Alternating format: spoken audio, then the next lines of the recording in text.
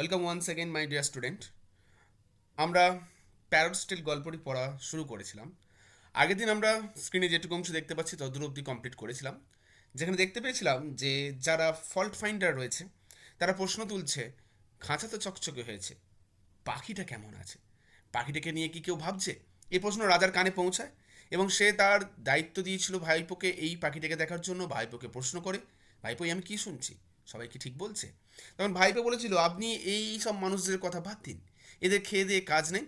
আপনি যদি নিতান্তই জানার থাকে, এই যারা গোল্ডস্মিথ রয়েছে, পণ্ডিত রয়েছে, স্ক্রাইবার্স রয়েছে এবং রিপেয়ারম্যান রয়েছে, সুপারভাইজার রয়েছে, এদের সকলকে ডাকুন। এরাই তো সমস্ত কাজকর্ম করছে, আমার কথা বিশ্বাস করতে হবে না, এদের কাছে শুনুন। তখন রাজার কাছে সব কিছু জলের মতো পরিষ্কার হয়ে গেল এবং ভাইপোকে তিনি একটি সোনার নেকলেস গিফট করলেন। আজকে আমরা তার পরের অংশ থেকে কন্টিনিউ করব। চলো কি হচ্ছে দেখে নেওয়া যাক। The king wished to see for himself. রাজা বললেন, আচ্ছা ঠিক আছে, আমি একবার নিজেই যাব দেখতে। ঠিক আছে। The lightning speed at which education was proceeding. কোন লাইটনিং স্পিডে এই এডুকেশনটা চলছে আমি একবার দেখতে যাব।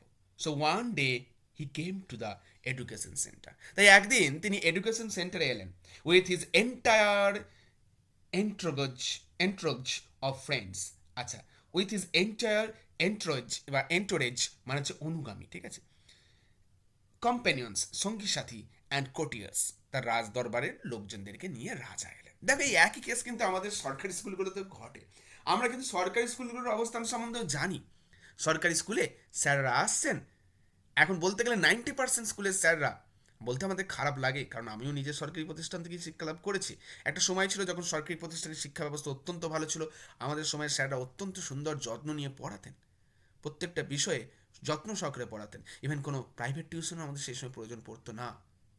কিন্তু আজকের দিনে যদি সরকারি স্কুলগুলোর দিকে তাকাও, সরকারি স্কুলের টিচারদের যেন একটা মোটো হয়ে গেছে লাইফে, যেন থেন পোকারেনো সরকারি চাকরিটা একবার লাগিয়ে ফেললে তারপর আর খাটতে হয় না। যে পরিমাণ পরিশ্রম তারা ওই চাকরিটা পাওয়ার জন্য করেন, সেই পরিমাণ পরিশ্রমের মাত্র কয়েক পার্সেন্ট যদি তারা স্কুলে প্রোভাইড করতেন, আজ সরকারি স্কুলগুলোর এহেন অবস্থা হতো না। হ্যাঁ, হয়তো তাদের বিভিন্ন রকম দায়িত্ব দেওয়া হচ্ছে, এখন সরকারি স্কুলগুলোকেও এক প্রকার বিডিও অফিসের মতোই কাজ করতে হচ্ছে, মানছি সবই। কিন্তু শিক্ষা প্রদানের জন্য কি বিশেষ কোনো অজুহাতের প্রয়োজন পড়ে? পড়ে না। সামান্য তারা যে জিনিসটাকে বোঝাচ্ছেন সেই জিনিসটাকে তো তারা করতে পারেন। একজন প্রাইভেট টিউটর এভারেজ দেখা যাচ্ছে আজকালকার দিনে দাঁড়িয়ে সপ্তাহে দুদিন সবাই পড়াচ্ছেন এক একটা সাবজেক্ট। সপ্তাহে দুদিন পড়িয়ে যদি সেই শিক্ষক বা প্রাইভেট শিক্ষক একটা ছাত্রের সমস্ত সিলেবাসটাকে কমপ্লিট গুছিয়ে করতে পারেন, তাহলে কেন সপ্তাহে 6 দিন পড়িয়ে একজন স্কুলের শিক্ষক সেটা পারছেন না? এই প্রশ্ন কি স্কুল শিক্ষকদের মনে আসছে? আসছে না। কিন্তু সিস্টেম তো আমাদের জানি সব দায়িত্বে ঘুণ ধরা। এই সরকারি ব্যবস্থাকে, শিক্ষা ব্যবস্থা কেমন চলছে স্কুলে দেখার জন্য অফিসার আসছেন, ঠিক আছে, স্কুল ইন্সপেক্টর অফিসার। স্কুলের টিচাররা ছাত্রছাত্রীদের বলে দিচ্ছে, এই তোরা সবাই কিন্তু বলবি খুব ভালো পড়াশোনা হয়, একটা করে চকলেট দেবো। আমরা ছোট্ট বাচ্চারা চকলেটের লোভে, হ্যাঁ স্যার হ্যাঁ স্যার বলবো স্যার, খুব ভালো, আমাদের স্যাররা দারুণ পড়ান, প্রচুর পরিশ্রম করেন, এক মুহূর্ত চেয়ার টেবিলে বসেন না, যদিও সবসময় ঘুমিয়ে কাটান সেটা আলাদা কথা। হ্যাঁ, বেশ, তা আমরা বলবো। আসছেন এসআই, জিজ্ঞেস করছেন, এই স্টুডেন্টরা, স্যাররা ঠিকঠাক পড়াচ্ছেন তো?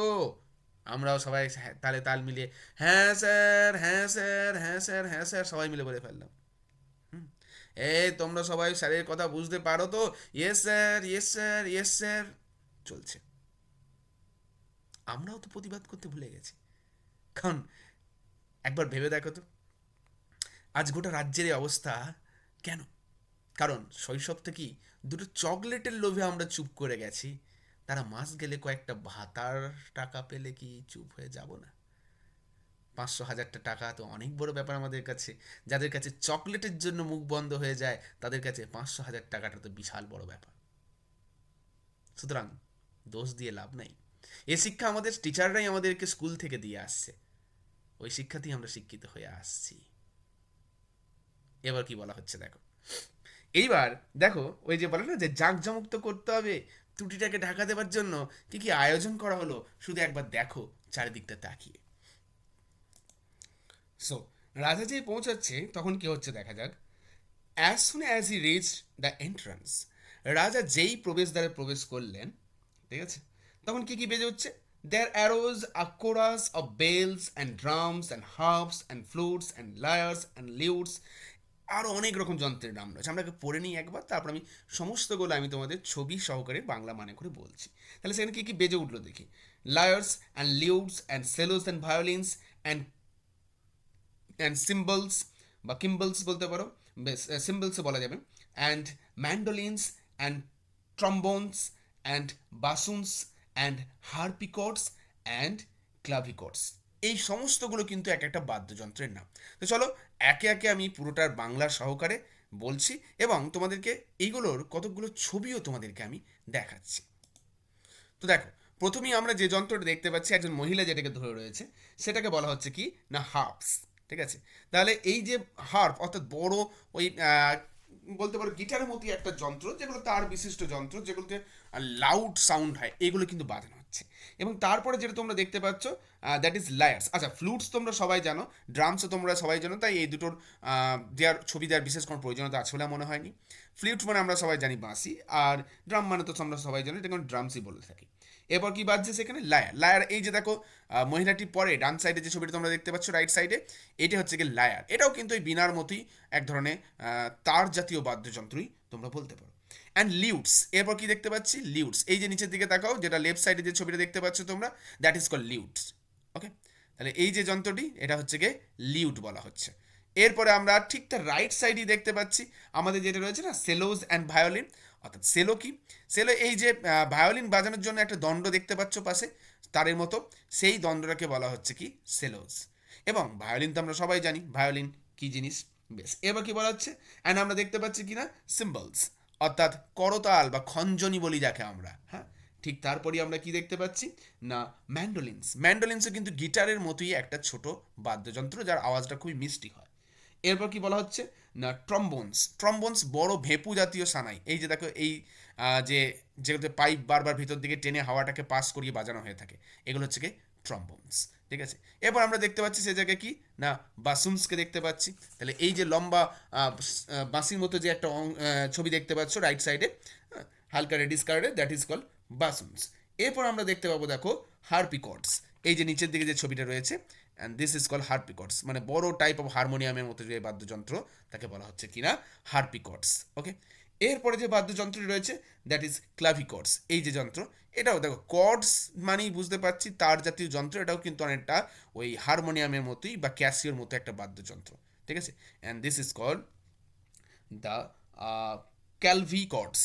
ওকে, বেশ, আশা করি বাদ্যযন্ত্রের ছবিগুলো দেখে আমরা সবাই চিনতে পারলাম। তো চলো এরপর আবার আমরা আমাদের টেক্সটে ফিরে আসি। বেশ, এবার কি বলা হচ্ছে দেখো,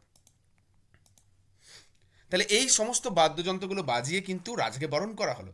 ওই যে বলে না যে জাঁকজমক দ্বারা সত্যটাকে ঢাকতে হবে, তো তাহলে আতিথেয়তায় ভরিয়ে দিলাম। দেখবে এই কাণ্ডগুলি কিন্তু হয় তো স্কুলে, তাই না?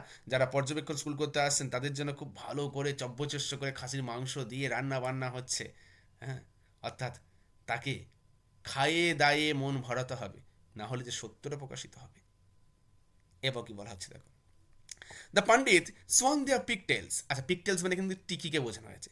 পণ্ডিতদের কী করলেন, তাদের টিকি ঘোরালেন, অ্যান্ড স্টার্টেড চ্যান্টিং হিমস, এবং স্রোত বাক্য পাঠ করা শুরু করলেন। At the top of their voice, উচ্চই কণ্ঠস্বরে, মানে বিভিন্ন রকম মন্ত্র পাঠ করা শুরু করলেন, অং নমঃ চম করে নানান রকম মন্ত্র সব পাঠ করা শুরু করলেন। And repairmen and the laborers and the goldsmith and the scribers and the supervisor and the cousins greeted the king with a huge uproar. সবাই উচ্চ ঈশ্বরে আপ্রোর মানে উচ্চ ঈশ্বরে রাজাকে একবারে আমন্ত্রণ জানায়, মানে রাজা আসছে, স্ত্রোত বাক্য পাঠ হচ্ছে, জয় রাজা মশাইয়ের জয়, ওং নম হিং বিং চিং রিং ক্রিং করে নানান রকম মন্ত্র পাঠ হচ্ছে। আচ্ছা, এই এত সুন্দর মন্ত্রপাঠ, এত রাজার নামের জয়ধ্বনি, ফুল ছড়ানো হচ্ছে রাজার ওপর, কোন ব্যক্তি হৃদয়ের দিক থেকে এতটা নৃশংস হতে পারে যে এত সুন্দর ওয়েলকাম পাওয়ার পরও তাকে ভর্ৎসনা করতে পারে? রাজার মন তো ওখানে অর্ধেক গলে গেল, ওসব কোনো ব্যাপার না, ঠিক আছে খাসির মাংসটা ভালো হয়েছে তো, তাই না? স্কুল পরিদর্শক যে আসছেন তাকে তো এইভাবেই গ্রিট করা হচ্ছে, ফুল ফল ছড়িয়ে ছাত্ররা শাঁখ বাজাচ্ছে, গান করছে, ড্রাম বাজছে, ও একটা জাঁকজমক হই হই রই রই ব্যাপার। কিন্তু ঢাকা পড়ছে কি, ঢাকা পড়ছে শিক্ষার আসল কালিমালিপ্ত রূপটা, শিক্ষার অন্তঃসার শূন্যতাটা। এভাবেই কিন্তু সমাজে চলে আসছে, সেটা রবি ঠাকুরের সময় থেকেই হোক কিংবা আমাদের সময়ে হোক। এরপর কি বলা হচ্ছে দেখো, দ্য নেফিউ সেইড, ভাইপো তখন বললেন, your majesty, what do you think? ও হে রাজামশাই, আপনি কি ভাবলেন বলুন? দ্য কিং সেড, অ্যামেজিং, অসাধারণ। This is a non trivial amount of sound. আহা, এটা তো একেবারে নন ট্রিভিয়াল অর্থাৎ ত্রুটিহীন অ্যামাউন্ট অফ সাউন্ড, শব্দধ্বনি। মানে আহা, কি সুন্দর বাজালে গো, কি সুন্দর মন্ত্রপাঠ, মনটা তো পুরো শান্ত স্নিগ্ধ, মানে একেবারে মন তো ফুরফুরে হয়ে গেল। তাহলে দেখতে পাচ্ছ, তাহলে রাজাকেও কিন্তু অয়েলিং করে ফেললো আমাদের ভাইপো। এরপর ভাইপো কি বলছে দেখুন, ভাইপো এত সহজে ছাড়ার লোক নয়, কি বলছে, দ্য নেফিউ সে, তখন ভাইপো বললো, it's not just the sound your majesty. ভাইপো বললো, ইয়োর ম্যাজেস্টি বা রাজামশাই, এটা তো শুধু এই শব্দের ব্যাপার নয়, there is also a non trivial amount of money behind it. এই আয়োজনটা করতে তো পেছনে অনেক টাকা পয়সা খরচা হয়েছে, তার মানে আপনি কিছু দিন, তাহলে বোঝো ভাইপো। ভাইপো, ইতিমধ্যে রাজা যে পরিমাণ টাকা খরচা করছে এই প্যারোটের শিক্ষা ব্যবস্থা তথাকথিত শিক্ষা দেওয়ার জন্য, সেখান থেকে সে অর্থ মারছে, আবার এই আয়োজনটার জন্য কিন্তু আলাদা করে টাকা চাইছে। The king was extremely pleased, রাজা খুবই সন্তুষ্ট হলেন। হি স্টার্টেড ব্যাক, তখন তিনি চলে যাওয়া শুরু করলেন। মানে দেখো কি কাজে এসেছিল গো, শিক্ষা ঠিকমতো দেওয়া হচ্ছে কিনা। ওই যারা ফল্ট ফাইন্ডার তারা মানে প্রশ্ন তুলেছিল যে এত কিছু তো আয়োজন হচ্ছে, প্যারোটের খোঁজ কি রাখা হয়েছে? তাহলে সেই প্যারোটে খোঁজ করতে কিন্তু এসেছিল রাজাই, কিন্তু দেখো তার খোঁজ না নিয়েই ওপর ওপরে এই সমস্ত কিছু দেখেই চলে যাচ্ছে। এরপর কি বলা হচ্ছে দেখো, he came out of the front door, তিনি তখন সামনের দরজার কাছে বেরিয়ে এলেন, and was about to ride his elephant, এবং প্রায় তিনি যখন হাতিতে চড়তে যাবেন, হোয়েন আ ফল্ট ফাইন্ডার, যখন একজন ত্রুটি খোঁজক, who had been hiding in a bush, যে একটা ঝোপে লুকিয়েছিল, ইয়েল্ড, চিৎকার করে বলে উঠল, your majesty, have you looked at the bird? ও হে রাজামশাই, আপনি কি পাখিটাকে একবার দেখেছেন? আদৌ কিছু বেঁচে আছে? সত্যিই তো তাই। শিক্ষাঙ্গনের এই জাঁকজমক পূর্ণতায়, এই এত কিছু আড়ম্বরের মাঝে একটা শৈশব যে মারা যাচ্ছে, সেটা কজন পিতামাতা আমরা খেয়াল রেখেছি? রাখিনি।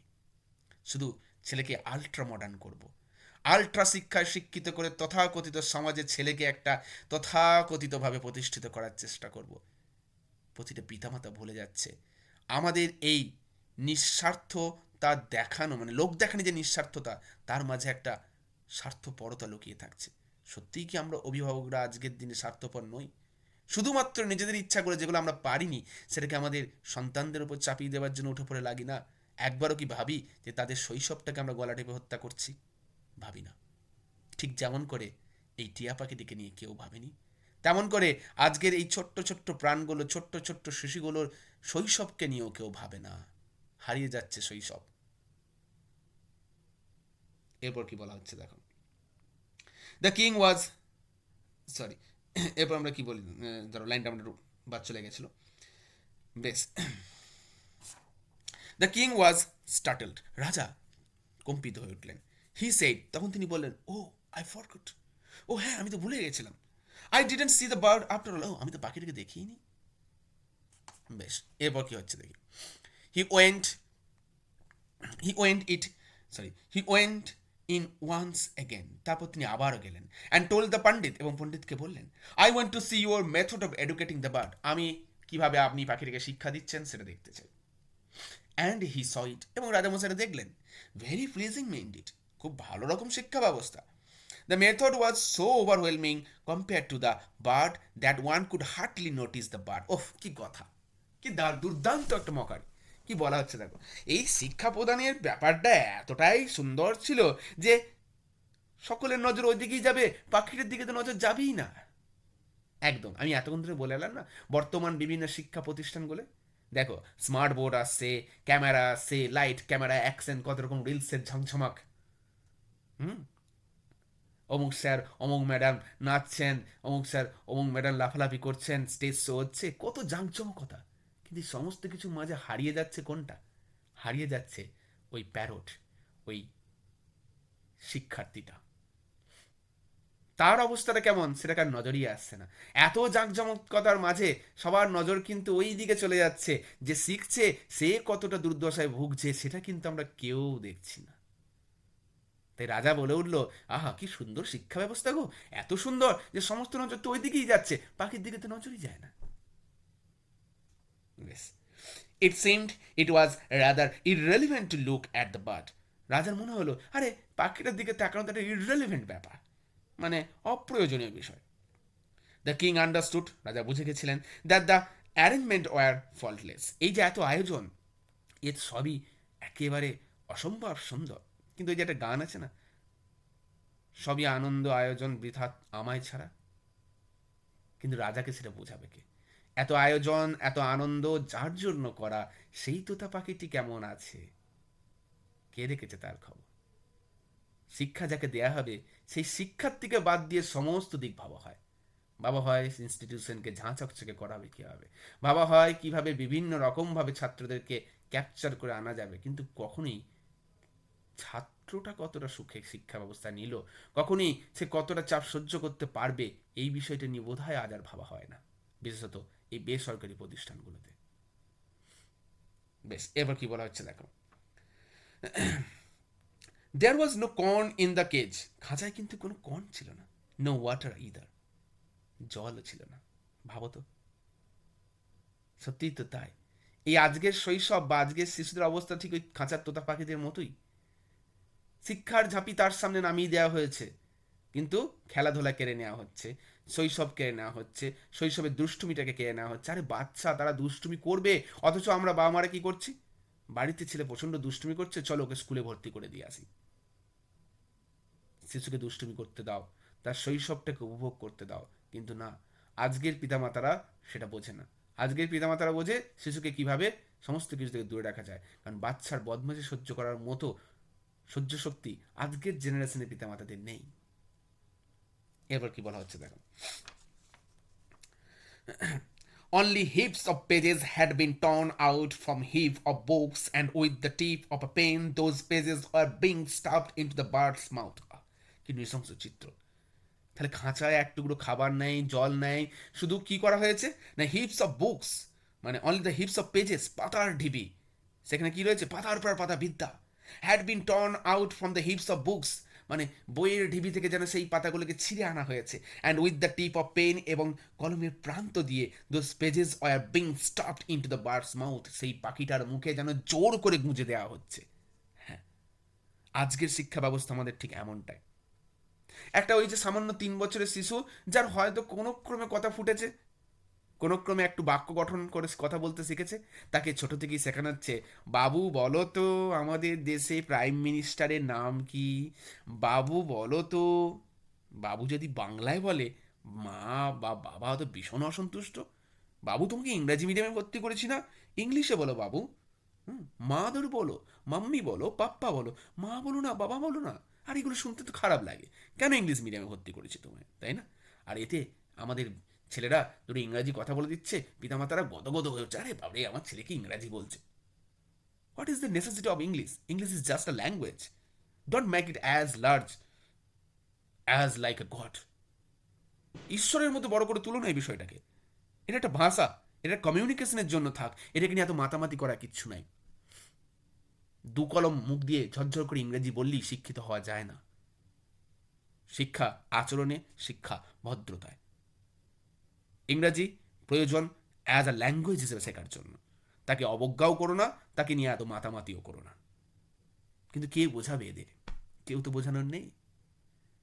সুতরাং গুঁজে গুঁজে সেই শিক্ষার্থীর মধ্যে যেন ঢুকিয়ে দেওয়া হচ্ছে, তোমাকে তো নিতেই হবে, তুমি না পারলে অপমানের শিকার হবে। চারিদিকে কত অকালে প্রাণ ঝরে যাচ্ছে এই কারণের জন্য, শুধুমাত্র তারা চাপ নিতে পারছে না। এরপর কি বলা হচ্ছে দেখো, there was no room in the mouth for the bird to squeeze out a cry. তাহলে ভাবো কত নৃশংস চিত্র, সেই পাখিটার মুখে এতটুকু জায়গা নেই যে সে চিৎকার করে উঠবে, আমার কষ্ট হচ্ছে সেটা বলে উঠবে। সত্যি তো তাই, আজকের ছোট্ট ছোট্ট বাচ্চাগুলোর মাথায় আমরা কত লোড চাপিয়ে দিচ্ছি, তাদের কষ্টটা একবারও ভাবছি না, তারা কাঁদতে ভুলে গেছে, তারা পাথর হয়ে গেছে। তবু এই ছাত্র বা এই শিক্ষার্থীদের কাছ থেকে বা এই জেনারেশন যারা ভবিষ্যতে বড় হবে, কি করে আমরা আশা করি যে তারা আমাদের প্রতি মানবিক থাকবে? আমরা মডার্ন জেনারেশনকে দোষ দিই যে আজকের ছেলে মেয়েদের মধ্যে ইমোশন নাই, বড়দের শ্রদ্ধা করতে তারা জানে না, তারা শিখবে কোথায়? আমরা বড়রা কি তাদের সত্যি সেই শিক্ষাটা দেবার সুযোগ করে দিয়েছি কখনো? আজকের পিতামাতা বলছে যে বৃদ্ধাশ্রমে পিতামাতার সংখ্যা বাড়ছে কেন? এর জন্য পিতামাতার সন্তানদের দায়ী করছে, কিন্তু সেই সন্তানদেরকে ছোট থেকে তো আমরা তাদের শিখিয়েছি B practical, not so emotional. ছোট থেকে তাদের সঙ্গে একটা অ্যাটাচমেন্ট যেটা থাকার কথা সেটা দূরে চলে যাচ্ছে। বাচ্চা কাঁদছে বলে স্কুলে পাঠিয়ে দিচ্ছি, বাবা মায়ের সঙ্গে সন্তানের কোনো অ্যাটাচমেন্ট নেই, তাহলে ভালোবাসাটা আসবে কোত্থেকে? এই জেনারেশনকে আমরা মূল্যবোধহীন করে মানে মূল্যবোধহীন করে তো তুলছি আমরাই, পিতামাতারাই। তাহলে তাদের দোষ দিয়ে কী হবে? তাদেরকে আমরা যেমনটা শেখাবো তারা তো তেমন শিক্ষাটাই নেবে। তাদের অবস্থা যেমন যে মুখ ফুটে কাঁদবার জো নেই, কারণ তারা জানে আমাদের কান্না কেউ শুনবে না। যতই আমরা কাঁদি আমাদেরকে জোর করে মারা হবে, মেরে বাধ্য করা হবে, আমরা যেন আমাদের পিতামাতাদের মনে লুকিয়ে থাকা ইচ্ছেটা পূরণ করার দাস হয়ে থাকি। সত্যি তো শুনতে খারাপ লাগলো, সন্তানরা কিন্তু আজকাল পিতামাতার দাস। তাদের অতৃপ্ত ইচ্ছাগুলো যেগুলো তারা পূরণ করতে পারেনি সেইগুলো এখন তারা সন্তানের মাধ্যমে পেতে চায়। এই পেতে চাওয়াটা ভুল কিছু নয়, কিন্তু পেতে চাওয়ার নাম করে সন্তানকে শোষণ করাটা ভুল। এরপর কি বলা হচ্ছে দেখো, লেট অ্যালোন লেট অ্যালোন আ টিউন, মানে একটুও টিউন বা আওয়াজ বের করার মতো কোনো জায়গা সে জায়গায় নাই। It was really a terrible pleasing sight. কি সাংঘাতিক শব্দ দেওয়া হলো, এটা সত্যি অসাধারণ ভয়ঙ্কর মানে সুন্দর দৃশ্য। দেখো টেরিবলি প্লিজিং, ভয়ঙ্করভাবে সুন্দর, মানে এটা একটা অক্সিমরনের উদাহরণ হয়ে গেল। সুন্দর কিন্তু ভয়ঙ্কর। সুন্দর কি দেখছে, আরে বাবরে ছেলে আমাদের কত শিক্ষাই না শিখছে, মাম্মি ড্যাডি বলছে, কিন্তু ছেলে মাম্মি ড্যাডি বলতে গিয়ে মানুষ হতে হলে যাচ্ছে যে। এবার কি বলা হচ্ছে দেখো, this time before mounting the elephant the king order the ear pulling expert to pull the fault finders ears severely. এবার হাতির পিঠে চড়ার আগে ওই কানমূলক, মানে কান মুলবার যে খুব বিশারদ আছে আর কি, কান যে ভালো মুলতে পারে এক্সপার্ট, তাকে বললেন যাও গে ফল্ট ফাইন্ডারে কানটা মুলে দিয়ে আসো। ফালতু ফালতু কমপ্লেন করছে, কি সুন্দর শিক্ষা দিচ্ছে ওরা। ছাত্র মরে মরুক, ওরা বইয়ের ভারে চাপা পড়ে মরুক, ভবিষ্যৎ প্রজন্ম অন্ধকার দিকে চলে যাক, কিন্তু শিক্ষা ব্যবস্থার তো উন্নতি হচ্ছে, সেটা ছাত্র সুলভ হোক বা না হোক। এরপর কি বলা হচ্ছে দেখো,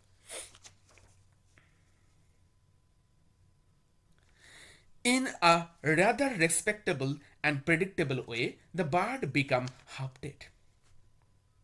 তাহলে in a rather respectable and predictable way, এটা তো প্রেডিক্টেবল ছিল। যদি এতভাবে চাপিয়ে দেওয়া হয় তাহলে পাখি তো অসুস্থ হবেই, হচ্ছে তো। অসুস্থ মানসিকতার জন্ম তো এখান থেকেই নিচ্ছে। বিকাম হাফ ডেড, সে অর্ধমিত হলো। অ্যাজ দ্য ডেজ পাস, যত দিন পেরিয়ে যেতে থাকলো। হ্যাঁ, আজকালকার ছাত্রদের মুখের দিকে সত্যিই তাকানো চায় না। আমরা হয়তো তোমাদেরকে প্রেশার দিই, কিন্তু সত্যি কথা বলতে এতটাও প্রেশার অন্ততপক্ষে আমি পার্সোনালি বিশ্বাস করি না। হয়তো আমরা একটু বকাঝকা করি তোমাদের স্বার্থে, তোমাদের উন্নতির স্বার্থে, কিন্তু কখনই আমি ব্যক্তিগতভাবে তোমাদের শৈশব হারিয়ে যাক, তোমাদের কৈশোর হারিয়ে যাক, এর পক্ষে নয়। এবার কি বলা হচ্ছে দেখো, the guardians understood that the situation was hopeful. হ্যাঁ, এবার গার্জিয়ানরা বলে এই তো তবে পরিস্থিতি উন্নতি হচ্ছে, তাই না? ছেলে দু কলম বকলমে ইংরেজি বলা শিখে গেছে, তার মানে এই তো ছেলে আমাদের পড়াশোনা শিখেছে। কিন্তু এই পড়াশোনাটা শেখার বিনিময়ে ছেলেকে কি কি হারাতে হয়েছে তার খবর কি পিতামাতা রেখেছে? রাখেনি। এবার কি বলা হচ্ছে দেখো, but still, as its bad habits were, the bird looked at the morning sun and flapped its wings in a very objectionable manner। কিন্তু এখনো এর কিছু বদ অভ্যাস হয়ে গেছে। সকালে সূর্য উঠলি না পাখিটা সেদিকে তাকায়, এখনো অবজেকশনাল ম্যানারে, অর্থাৎ প্রতিবাদ করার ভাষার মতো করে সে ডানা ঝাপটায় না। এ ডানা তো ঝাপটে দেওয়া যাবে না, ডানা কেটে ফেলতে হবে। এত ছটফটা নিয়ে গেছে অভদ্র কোথাকার। এবার কি বলা হচ্ছে দেখো, The bird locked, sorry, এবার কি বলা হচ্ছে দেখি, sorry. Some days it was even found to make an attempt to break the rods of the cage with its stickly beak। কোনো দিন তো দেখা যায় এর স্টিকলি বিকটাকে নিয়ে, অর্থাৎ ঠোঁটটাকে নিয়ে রডটাকে ভেঙে বেরিয়ে আসার চেষ্টা করছে।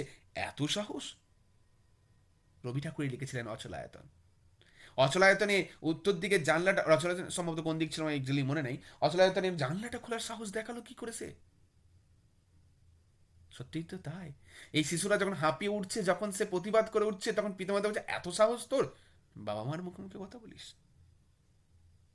এবার কি হচ্ছে দেখো, দ্য অ্যাডমিনিস্ট্রেটর সাইট, তখন যারা অ্যাডমিনিস্ট্রেটর অর্থাৎ ওই সমস্ত কিছু যারা নিয়ন্ত্রণ করেন, হ্যাঁ, তারা কি বলে উঠলেন, হোয়াট অডেসিটি, অডেসিটি মানে দুঃসাহস, কি দুঃসাহস। ইমিডিয়েটলি দ্য ব্ল্যাক স্মিথ কেম, সঙ্গে সঙ্গে কামার এলো, ব্ল্যাক স্মিথ মানে কামার, টু দ্য এডুকেশন ডিপার্টমেন্ট, শিক্ষা দপ্তরে, with hollows, sorry with bellows and fire. Bellow মানে হচ্ছে হাপড়, ওই যে কামার যেটা টেনে বারবার হাওয়া করে আগুনটা জ্বালায়, তাহলে আগুন এবং হাপড় নিয়ে এলো, অ্যান্ড হ্যামার হাতুড়ে নিয়ে এলো, অ্যান্ড চিসল, চিসল মানে হচ্ছে কি ছেনি, বেশ, ছেনি নিয়ে এলো। এবার কি হচ্ছে দেখি, কিসের জন্য এত কিছু আয়না হচ্ছে গো। His hits were absolutely spectacular, হ্যাঁ, তার আঘাত একবারে অসাধারণ সুন্দর ছিল। An iron chain was manufactured, তাহলে শিকল তৈরি হলো। এইভাবেই কিন্তু শিক্ষার্থীদেরকে শিক্ষার শিকলে, শিক্ষার নাম করে শিকলে আবদ্ধ করা হচ্ছে। আর এই কারণের জন্যই না রবি ঠাকুর বিশ্বভারতীতে মুক্ত প্রাঙ্গণে শিক্ষার প্রচলন করেছিলেন। বিশ্বভারতীতে আজও তো ফাঁকা উঠোনের মধ্যে বসে শিক্ষা দেওয়া হয়। রবি ঠাকুর মুক্ত প্রাঙ্গণের শিক্ষায় বিশ্বাসী ছিলেন। এই বদ্ধ চার দেয়ালের মাঝে শিকলের মধ্যে বেঁধে রেখে শিক্ষা হয় বলে তিনি বিশ্বাস করতেন না।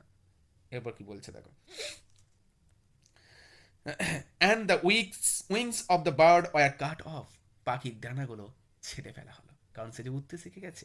ওকে বেঁধে দাও, শিকলের ভারে বেঁধে দাও, ডানা ছেড়ে যাও, ওর সমস্ত ইচ্ছাগুলোকে মেরে ফেলো, তবেই না ও শিখবে। এবার কি বলা হচ্ছে দেখো, the king's relatives shook their heads gravely and said, রাজার আত্মীয়রা কি করলো, তাদের মাথা খুব গভীরভাবে নড়াল এবং বলল, in this land you see the birds are not only stupid but ungrateful as well. Exactly এই কথাটাই আমি এতক্ষণ ধরে বলে যাচ্ছি। কি বলছি, রাজার আত্মীয়রা কি বললো, দেখো এই পৃথিবীতে এই পাখিরা যে শুধুমাত্র বোকা তাও নয়, আনগ্রেটফুল, এরা মানে ওই অকৃতজ্ঞ। সত্যি তাই, সন্তান যদি একটু অবাধ্য হয়, সন্তান যখন পেরে ওঠে না, হাঁপিয়ে ওঠে, তখন পিতামাতাও বোধ হয় এই কথাগুলি বলে, তুই অকৃতজ্ঞ, আমরা তোকে মানুষ করছি, তুই এই প্রতিদান দিলি। কিন্তু সত্যিই কি মানুষ করেছিল, এই শব্দটা যারা বলে আমি বিশ্বাস করি না। মানুষ করতে গেলে কোনদিন বেঁধে রাখতে হয় না, মানুষ করতে গেলে তাকে খুলে দিতে হয়, তাকে উঠতে দিতে হয়। স্বাধীনতার মাধ্যমেই কিন্তু শিক্ষা অর্জন হয়, মানুষ হওয়া যায়। কিন্তু আমরা সবাই শুধুমাত্র আমাদের ইচ্ছাগুলো সন্তানদের উপর চাপিয়ে দিয়ে তাদেরকে নিতান্তই পরাধীন করেছি, তাদেরকে নিতান্তই মানুষটা করতে পারিনি, শুধু অর্থের পেছনে মানে ছুটিয়ে গেছি, অথচ আশা করেছি তাদের কাছ থেকে মনুষ্যত্ব, তাদেরকে দেখিয়েছি বাস্তবতা, তাদেরকে করেছি প্র্যাকটিক্যাল, অথচ চাইছি তাদের মধ্য থেকে আমরা আবেগ, ইমোশন। এ কেমন বাস্তব, মানে অবাস্তব দুনিয়ায় বাস্তবতার খোঁজ। এরপর কি বলা হচ্ছে দেখো,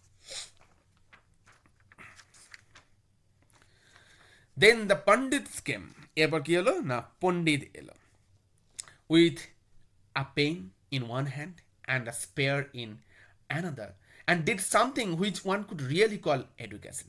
তারপর পণ্ডিত এলো, এক হাতে বই নিয়ে আর এক হাতে স্পেয়ার, বেত নিয়ে। তারপর সে এমন কিছু করলো যেটাকে সত্যিই শিক্ষা বলা যায়। তার মানে রবি ঠাকুর কিন্তু শিক্ষা ব্যবস্থায় মারধরে বিরোধী ছিলেন। তিনি বলছেন যে পণ্ডিত এক হাতে বই নিয়ে এলো, কিন্তু সঙ্গে কি নিয়ে এলো গো, বেত। হয়তো বইটার থেকে বেশি প্রয়োগ ছিল বেতের। হ্যাঁ, সত্যি শিক্ষা দিতে হয়তো এত মারধরের প্রয়োজন হয় না, হ্যাঁ মাঝে মাঝে বকাঝকার প্রয়োজন হয়, সেটা কখনো কখনো কোনো জিনিসের সমস্ত কিছু তো একদম পুরো এক্স্যাক্ট বলে এই দুনিয়ায় কিছু হয় না। তো এক্স্যাক্ট না হলে সেই জায়গায় বকাঝকার প্রয়োজন হয়, কিন্তু বিশেষ চরমভাবে মারধরের মনে হয় না কোনো প্রয়োজন আছে। মাঝের মধ্যে এক দুঘা হয়তো প্রয়োজন আছে, কিন্তু এখানে দেখা যাচ্ছে বইয়ের থেকে বেশি বেতের ব্যবহার হচ্ছে, এবং রবি ঠাকুর এটাকে মক করছেন। আমরা সবাই যেটাকে বলি এই তো এটাই তো আসল শিক্ষা। এবার কি বলছে দেখো, the black Smith became very well to do, তখন কামার খুব পরিমাণে অভ্যস্ত হয়ে গেল। His wife goat gold ornaments, খুব পরিমাণে অভ্যস্ত হয়ে গেল, মানে কামারের প্রায়শই এখানে যাতায়াত লেগে থাকলো। তার মানে এবার কি বুঝতে পারছি, যে শিকল এর বন্ধন বেড়ে গেল। দেখো একটা জিনিস লক্ষ্য করলে, শিক্ষা প্রতিষ্ঠানে শিক্ষকের আনাগোনার থেকে বেশি কিন্তু বাদবাকি ব্যক্তিদের, এটাই বেসরকারি প্রতিষ্ঠানগুলো বাস্তবতা। সেখানে শিক্ষকদেরকেও কিন্তু ট্রিট করা হয় সামান্য লেবার হিসাবে। ছাত্রদের কাছ থেকে মাস গেলে লাখ লাখ টাকা নেওয়া হচ্ছে, অথচ শিক্ষকদের বেতন সেখানে নিতান্তই নগণ্য। আজকাল শিক্ষাও তো বেকয় জলের দরে, তাই না? তো সেখানে শিক্ষকের থেকে বেশি বড়লোক হয়ে উঠছে কারা, এই গোল্ডস্মিথরা, যারা শিকল তৈরি করে বেঁধে রাখে, গোল্ডস্মিথ, ব্ল্যাক স্মিথ, এরা। এবার কি বলছে দেখো, তাহলে his wife goat gold ornaments, তাহলে ব্ল্যাকস্মিথ কামারের বউ কি করছে, সোনার গয়না পাচ্ছে। হ্যাঁ, the administrator gained a title from the king for the alertness, যারা অ্যাডমিনিস্ট্রেশন তারা উপাধি পাচ্ছে রাজার কাছ থেকে অ্যালার্টনেসের জন্য। দ্য বার্ড ডায়েট, পাখিটা মারা গেল। নো ওয়ান নিউ হোয়েন, কেউ জানে না কখন মারা গেল। হ্যাঁ, এবার দেখো এখানে পাখিটা বলতে আমি বারোই বলছি এই পুরো বিষয়টা কিন্তু শিক্ষা ব্যবস্থায় ছাত্রছাত্রীর সঙ্গে তুলনা করা হচ্ছে। তার মানে কি ছাত্র মারা যাচ্ছে না, ওই ছাত্রের মধ্যে লুকিয়ে থাকা শৈশবটা মারা গেল। কেউ কি জানি, কোনো পিতামাতাও কি জানে কখন আমার সন্তানের মধ্য থেকে শৈশবটা হারিয়ে গেল? কেন আজকালকার ছেলেদের বয়সের তুলনায় বেশি কথা হয়, আমরা যাদের পাকা বাচ্চা বলে থাকি? এটা তাদের কি দোষ? তাদের দোষ অতটাও নয়, কারণ তাদের পাকা হতে আমরাই বাধ্য করেছি, তাদের মাথাতে এত দায়িত্বভারমূলক কথাবার্তাগুলো শুনিয়ে তাদের উপর চাপ বাড়াতে। তাই পাখিটা যে কখন মারা গেল কেউ জানে না। The infamous fault finder spread the news, ওই সেই অবিখ্যাত ফল্ট ফাইন্ডার ত্রুটি ধারক, সে সব জায়গায় খবর ছড়িয়ে দিল। দ্য বার্ড হ্যাজ ডায়েড, পাখিটা মারা গেছে।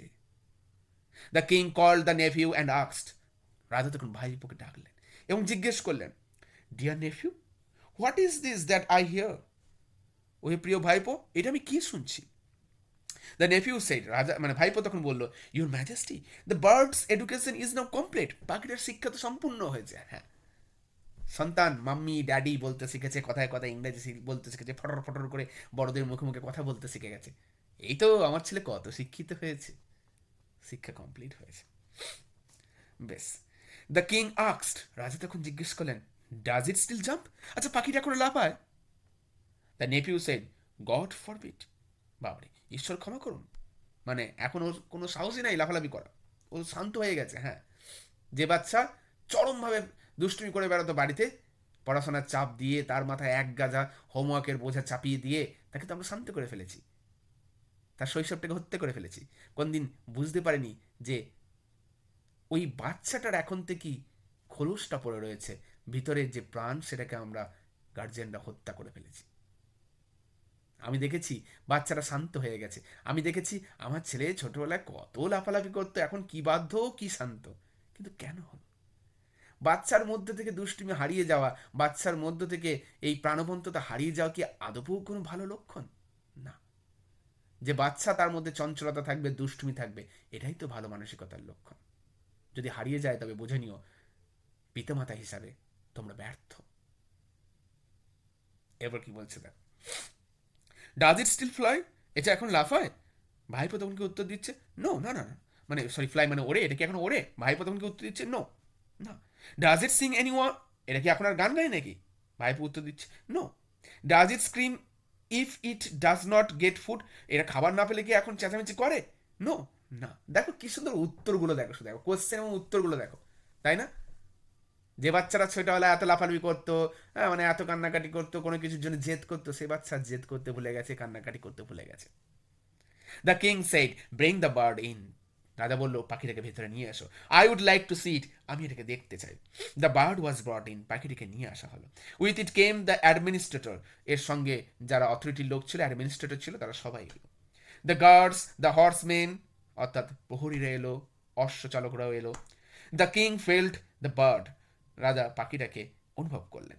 It did not open it's mouth, পাখিটা আর তার মুখ খোলে না। অ্যান্ড ডিড নট আটার আ ওয়ার্ড, একটা শব্দও সে উচ্চারণ করে না। Only the pages of books stuffed inside his it's stomach, শুধুমাত্র বইয়ের পাতা এর পেটে গুঁজে দেওয়া হয়েছে। রেইজড আর রাফলিং সাউন্ড, এবং যে পাতাগুলো ভেতর থেকে যেন একটা ঝুনঝুন শব্দ করছে, রাফলিং সাউন্ড। তার মানে দেখো, সত্যি তো এভাবেই তো আমাদের শিক্ষা ব্যবস্থায় ছাত্রের মধ্যে বা ছাত্রছাত্রীদের মধ্যে বইয়ের পাতাগুলোকে গুঁজে গুঁজে ভরে দেওয়া হচ্ছে, পেটের শুধু ওই পুঁথিগত বিদ্যা থেকে যাচ্ছে, কার্যকরী বিদ্যা, মানবিকতা, মনুষ্যত্বের বিন্দুমাত্র নিশানা থাকছে না। কটা অর্থের পেছনে ছুটতে গিয়ে মানুষ নৃশংস হয়ে পড়ছে। কেন সমাজে এত হানাহানি বাড়ছে? এই সমস্ত কিছুর জন্য দায়িত্ব এগুলি। আমাদের শিক্ষা ব্যবস্থা আমাদেরকে মানুষ হতে শেখায় কম, শুধুমাত্র অর্থের পেছনে ছুটতে শেখায় বেশি। আমাদের শিক্ষা ব্যবস্থা প্রতিবাদ করতে ভুলিয়ে দেয়, আমাদের শিক্ষা ব্যবস্থা চুপ করে মেনে নেওয়া শেখায়। তাই তো একের পর এক নৃশংসতার চিত্র দেখেও আমরা তথাকথিত ডিগ্রিধারী শিক্ষিত মানুষেরা চুপচাপ বসে থাকি, তাবেদারি করি রাজার। রাজার বিরুদ্ধে তো প্রতিবাদ করতে ভুলে গেছি। রাজাকে উলঙ্গ দেখবো, তবু প্রতিবাদ করে বলতে পারবো না রাজা তুমি উলঙ্গ। রাজা তোর কাপড় কথায় বলার মতো সেই সাহসী শিশুটা সেদিনও ছিল না, আজও নেই। বই পড়ে শিক্ষা পেলে সে শিক্ষা তো এমনই হবে। এই শিক্ষা জোর করে তোমাকে শান্ত করে দেয়, তোমার মধ্যে থাকা প্রতিবাদের যে স্পৃহা সেটাকে নিগড়ে মেরে দেয়। এবার কি বলছে দেখো, আউটসাইড বাইরে, where the gentle south wind নম্র দক্ষিণা বাতাস যেখানে বইছে, অ্যান্ড দ্য ব্লুজমিং উডস এবং বাইরে ফুটন্ত মানে ফুল ফুটে আছে এমন এক জঙ্গল, অয়ার হেরাল্ডিং স্প্রিং, তারা হেরাল্ড করছে অর্থাৎ আগমন জানাচ্ছে কাকে, স্প্রিং বসন্তকে। The young green leaves fill the sky with a deep and heavy sigh, সদ্য গজানো গাছেতে পাতাগুলো কি করছে, ফিল দ্য স্কাই আকাশকে ভরিয়ে রেখেছে, with a deep and heavy সাই, একটা গভীর এবং দীর্ঘ নিঃশ্বাসের সঙ্গে। তার মানে একটা দুটো কন্ট্রাস্টিং চিত্র তোমরা দেখতে পাচ্ছ এখানে। একদিকে ঘরের ভেতর পাখিরা তার স্বাধীনতা হারালো, প্রতিবাদের ভাষা সে ভুলে গেল, বাইরে প্রকৃতি যেন নতুন করে বিকশিত হলো, বসন্তের পাতা গজালো যেন সেখানে একটা স্তব্ধতার ভাব বিরাজ করছে, দীর্ঘশ্বাস। প্রকৃতি তার নিয়মে চলছে, প্রকৃতির মধ্যে পরিবর্তন আসছে, শুধু পরিবর্তন আসছে না আর টিয়া পাখিটির মধ্যে, সে প্রতিবাদ করতে ভুলে গেছে। আমরা মানুষরাও তাই হচ্ছি, প্রথাগত বিদ্যায় শিক্ষিত হচ্ছি শুধুই মাত্র দুটো অর্থ রোজগার করে দিন গুজরান করার জন্য। ভুলে গেছি প্রতিবাদ করতে, ভুলে গেছি অন্যায় দেখলে গর্জে উঠতে, ভুলে গেছি কি করে মানুষ হতে হয়। আশা করি সমগ্র গল্পটা আমরা বুঝতে পেরেছি। এই অসাধারণ বাস্তব ধর্মসম্মত একটা গল্প আমরা পড়লাম। হ্যাঁ, তোমরা প্রত্যেকেই আশা করি খুবই ভালো লাগবে, তোমাদের মতামত জানিও। ধন্যবাদ।